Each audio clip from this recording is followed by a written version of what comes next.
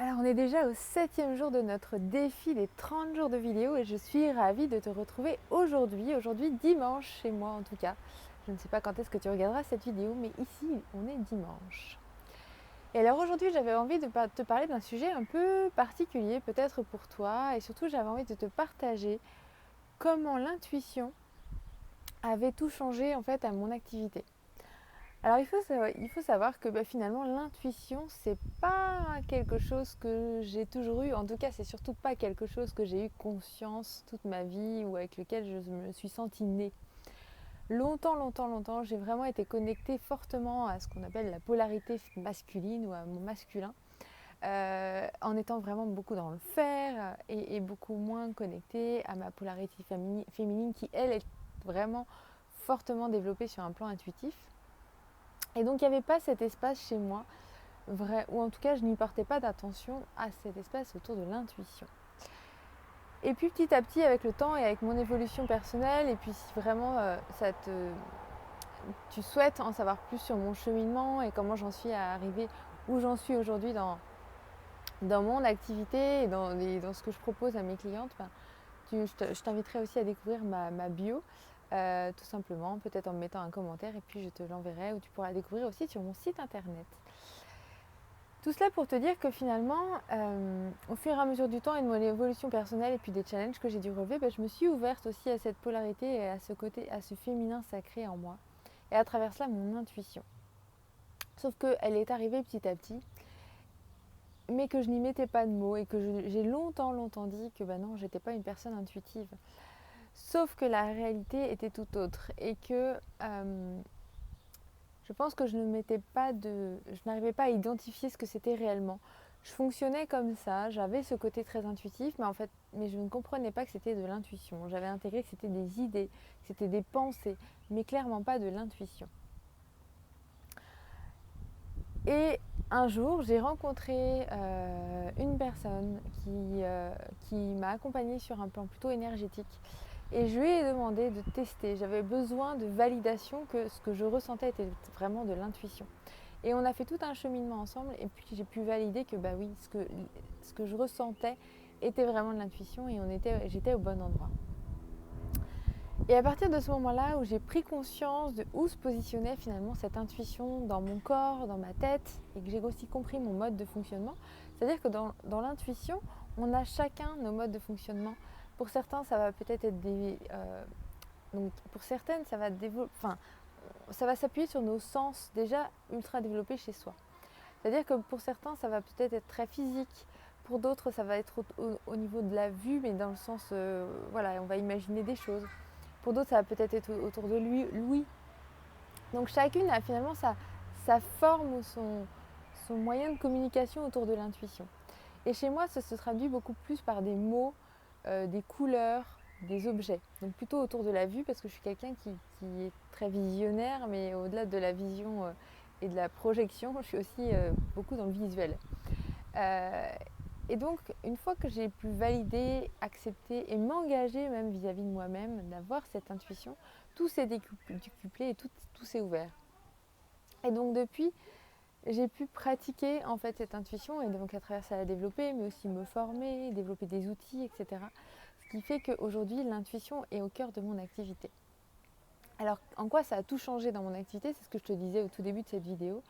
Bien, déjà, je crois que ça joue pour moi le rôle de filtre dans les relations que je vais choisir dans le développement de mon activité. Alors aussi bien dans la validation d'un partenariat avec une cliente, mais aussi dans la validation d'un partenariat avec quelqu'un qui va m'accompagner, mais aussi avec quelqu'un avec lequel je vais travailler sur un sujet ou un autre, ou un projet ou un autre. Donc ça, pour moi, c'est vraiment peut-être le premier guide qui a tout changé pour moi, c'est avoir développé ce côté intuitif qui puisse me guider dans les bonnes relations à créer dans mon activité, que ce soit avec mes clients, avec des personnes qui vont m'accompagner, par exemple des coachs, des mentors, et puis avec des partenaires avec lesquels je vais réaliser ou monter des projets. Et ça a tout changé parce que je gagne du temps.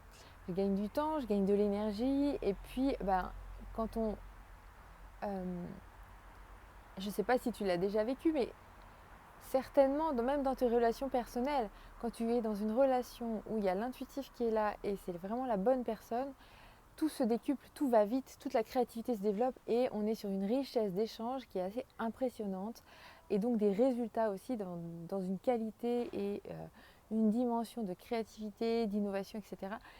qui est assez bluffante. Et donc à chaque fois que cette intuition est activée chez moi, les partenariats sont juste au top, les accompagnements sont juste au top et avec mes clientes, même chose, les résultats qu'elles obtiennent et les avancées qu'elles font sont d'un niveau à chaque fois bluffant.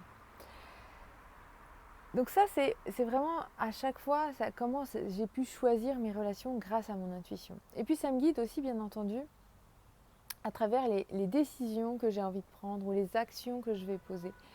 Alors, on va dire que là, quand je le ressens, on est vraiment plutôt dans un côté physique. C'est-à-dire que je vais sentir que si je vais dans la mauvaise direction, c'est comme si mon corps se fermait, et plus particulièrement peut-être mon visage. Je ressens vraiment qu'il y a une espèce de fermeture et de retenue totale.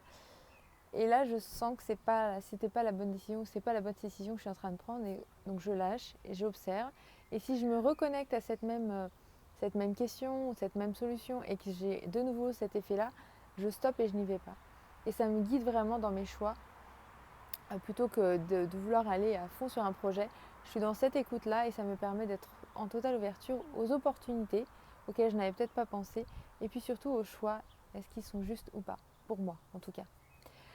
Et puis, dernier point et non des moindres, j'ai osé et j'ai décidé aussi de développer l'intuition dans mes accompagnements. Alors, finalement, je le faisais sans me rendre compte depuis le début que j'ai commencé l'accompagnement avec Femmes de Projet. Mais petit à petit, j'ai aussi osé me former et de ce fait-là, de développer et de mettre en place des outils de plus en plus puissants, de plus en plus impactants dans le cadre de mes accompagnements. Et donc, l'intuition a vraiment ce rôle clé dans chacun de mes accompagnements pour mes clients, donc pour les femmes entrepreneurs qui rejoignent l'accompagnement pour pouvoir déployer leur activité en se reconnectant du coup à leur essence et à leur puissance. Et donc dans les accompagnements, il y a une puissance importante parce que c'est mon intuition, mais aussi à travers cela, c'est la leur.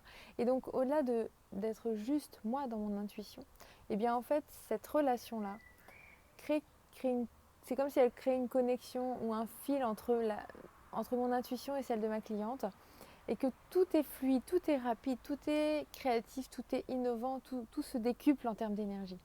Et donc c'est assez impressionnant de voir à quel point mes clientes aussi sont bluffées dans le cadre de ces accompagnements. Donc finalement, on voit que ça peut, c'est dans la prise de décision, dans la relation et puis dans le contenu de l'accompagnement. Alors, comment on peut vraiment développer une intuition, ou surtout comment elle peut se décupler aussi, c'est déjà de s'engager, de prendre conscience qu'on a cette intuition et qu'on fait le choix de l'écouter. Parce que si elle vient de façon récurrente et qu'on ne l'écoute pas, peu de chances de pouvoir valider son intuition. Donc je l'écoute et ensuite poser les actions. C'est-à-dire qu'en fonction de la réponse qui est donnée par cette intuition-là, eh bien, je t'invite vraiment à poser l'action ou à appliquer clairement ce qui t'a été dit par cette intuition. Et donc ça va te permettre de tester dans la réalité ton intuition et de voir quels sont les impacts, qu'est-ce que ça joue pour toi dans ton activité, mais aussi dans ta vie personnelle. Qu'est-ce que ça donne quand tu es à l'écoute de ton intuition? Quelles sont ses conséquences? Quels sont les résultats? Qu'est-ce que tu obtiens? Qu'est-ce que ça change pour toi vraiment quand tu es connecté à cette intuition, et surtout que tu passes à l'action, que tu expérimentes cette intuition.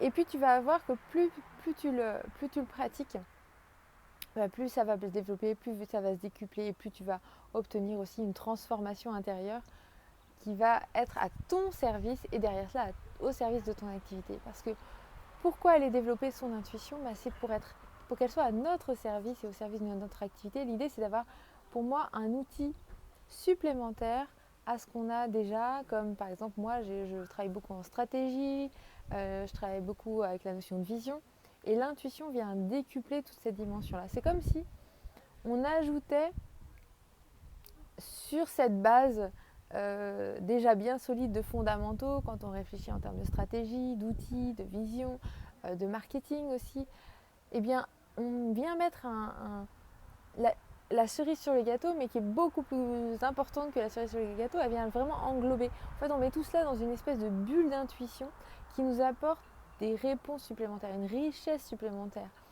des opportunités supplémentaires à ce qu'on aurait si on restait que de façon très pragmatique peut-être, ou masculine peut-être aussi, alors quand je dis masculine, c'est pas lié à l'homme en direct, hein, c'est dans la polarité masculine. Et donc, si on gardait uniquement ce mode d'approche, on n'aurait que ces réponses-là, réponses vis-à-vis de la stratégie, vis-à-vis d'un outil, vis-à-vis du marketing qu'on a utilisé.